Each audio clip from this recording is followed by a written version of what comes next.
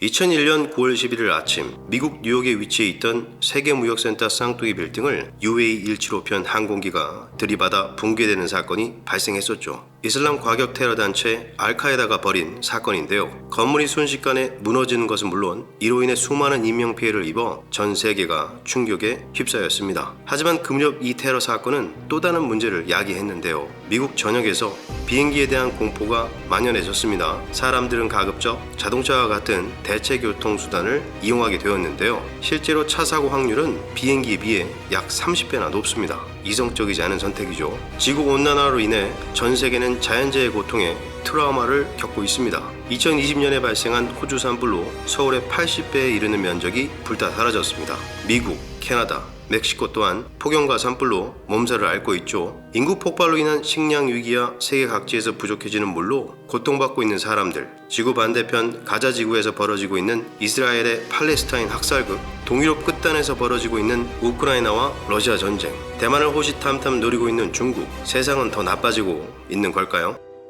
안녕하세요. 오늘 소개해드릴 책은 한스 로슬링이 집필한 팩트폴리스입니다. 우리는 어떠한 사실에 당면할 때 그것이 주는 의미를 제대로 해석하고 있다고 착각할 때가 많습니다. 확진 편향과 편견, 그리고 막연한 두려움으로 상황을 객관적으로 보지 못하는데도 말이죠. 언론 또한 빼놓을 수 없는 편향의 매개체입니다. 더 자극적인 내용과 특별한 목적을 가지고 유포되는 선동적 메시지는 오늘날을 살아가는 현대인의 머릿속을 뒤흔들고 있습니다. 하지만 이러한 오류 속에서 벗어날 수 있는 방법이 전혀 없는 것은 아닙니다. 오류의 원인을 알 수 있다면 우리는 그에 대한 합당한 대응 전략을 살펴볼 수 있을 겁니다. 팩트폴리스가 전하는 여러 에피소드 중에서 몇 가지 흥미있는 사항에 대해 이야기해 보겠습니다. 첫 번째, 수치의 오류입니다. 북유럽에 위치한 스웨덴, 자연건강이 훌륭한 이곳에서 행복하게 살고 있는 요한 베스텔룬드는 40세의 건장한 남자이자 세 아이의 아빠입니다. 안타깝게도 그는 비참한 삶으로 인생을 마감했는데요. 인근 지역에서 사냥하던 도중 야생곰을 만나 잔인하게 살해됩니다. 그의 시신 또한 온전하지 못했습니다. 이 사건은 스웨덴 전역의 언론을 통해서 대대적으로 보도되었는데요. 간혹 우리들도 해외 뉴스를 통해 듣게 됩니다. 소식을 접한 대부분의 사람들은 야생곰에 대한 비난과 철저한 관리를 위해 정부를 압박할 겁니다. 어떻게 그런 곳에서 살 수 있을까? 혹시 어린아이를 키우는 부모라면 기피지역 1위로 선택될 겁니다. 하지만 스웨덴에서 야생곰으로 인해 죽음에 이르는 사건은 100년에 한 번 나올까 말까 한 사건입니다. 오히려 스웨덴에서 데이트 폭력으로 연인에게 살해당하는 사건은 매달 발생하지만 크게 보도되지는 않습니다. 모든 죽음은 비극적이고 참혹하죠. 사람 목숨을 구하는 데 관심이 있다면 야생곰보다는 가정폭력에 더 많은 신경을 써야 할 겁니다.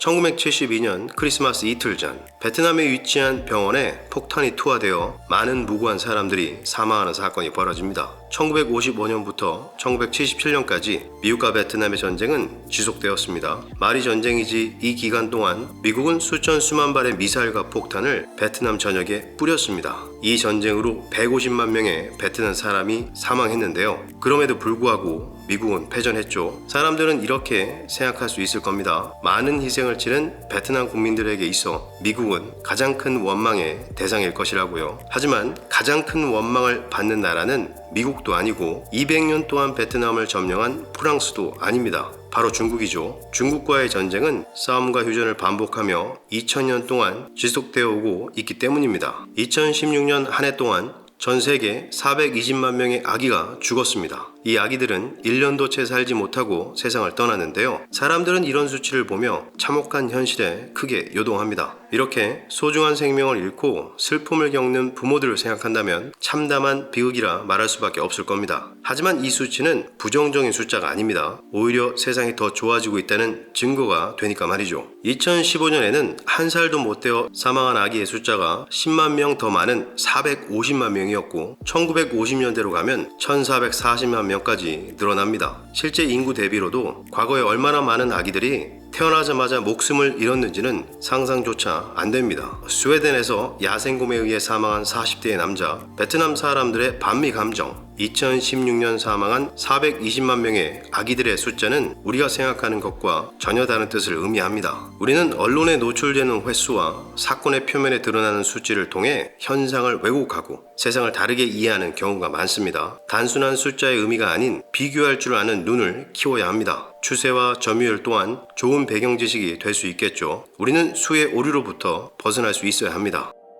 두 번째, 통계가 주는 오해입니다. 기원전 8000년경의 세계 인구는 약 500만 명으로 추산합니다. 이 시기 대부분의 인류는 해안과 강가에 거주했습니다. 오늘날 수치로 비교하자면 서울의 인구보다도 적었죠. 이 수치는 1800년대에 이르러 급격하게 증가하여 10억 명을 돌파합니다. 그리고 100년이 지난 1900년대에는 2배로 증가하죠. 또한 21세기에 들어서며 세계 인구는 결국 80억 명을 돌파했습니다. 사람들은 걱정하기 시작했죠. 급격한 인구 증가는 자연 생태계를 망가뜨리고 부족해지는 자원으로 인해 인류는 재앙을 맞을 것이라고요. 우리는 수치를 통계나 도표를 통해 이해하고 미래를 예측하기도 합니다. 서서히 증가하는 인구 도표의 직선을 계속해서 미래를 향해 점선으로 이어 그리다 보면 조만간 발생할 인구 폭발은 당연해 보입니다. 하지만 현실에서 직선으로 계속해서 이어지는 도표는 매우 드물죠. 아이가 태어나면 대부분의 부모들은 성장 과정을 기록합니다. 생후 12개월일 때 70cm였던 저희 아이는 2살이 되었을 때 90cm가 되었습니다. 그리고 6살이 되었을 때 110cm까지 성장했습니다. 아이가 성장한 과정을 직선형 예측 도표로 그렸을 때 미래를 예측하면 아이가 40살이 되었을 때는 4m까지 클 거라고 예상할 수 있습니다. 하지만 우리는 다 알죠. 아이의 성장 곡선이 같은 방향으로 계속 이어지지 않는다는 사실을요. 과학자들이 추산한 21세기 말 세계 인구의 수치는 100억에서 120억 사이입니다. 극빈층이 줄어들고 교육의 수혜를 받는 사람들이 많아질수록 태어나는 아동은 줄어들고 발전된 보건 의료로 낙후되었던 지역의 기대 수명은 늘어나게 될 겁니다. 과거의 인구 모형이 피라미드였다면 미래는 두툼한 원통형 모양으로 예상되고 있는 거죠. 사람들이 생각하는 것처럼 세계 인구는 과거 추세와 같이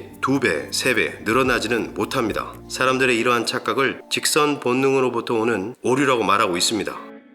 책에는 다양한 예시와 설명을 통해 어쩌면 우리가 오해하고 있는 많은 사실들을 되돌아보게 해줍니다. 저자 한스 로슬링이 이 책을 통해 우리에게 전해주고 싶은 것은 세상은 더 좋아지고 있다입니다. 하지만 세상이 더 좋아지고 있는지 나빠지고 있는지에 대해서는 언급하지 않겠습니다. 사람마다 행복의 의미는 다르기 때문이죠. 하지만 저는 감사하게 생각합니다. 이 책을 통해 사실을 온전히 바라보고 평가할 수 있는 기회를 얻었기 때문입니다. 저자는 인간이 가지고 있는 불완전한 인식이 어떻게 사실을 비틀고 왜곡하는지 적나라하게 설명해주고 있습니다. 여러분이 보는 세상 어떻게 생각하고 있으신가요? 더 좋아지고 있나요? 아니면 더 나빠지고 있나요?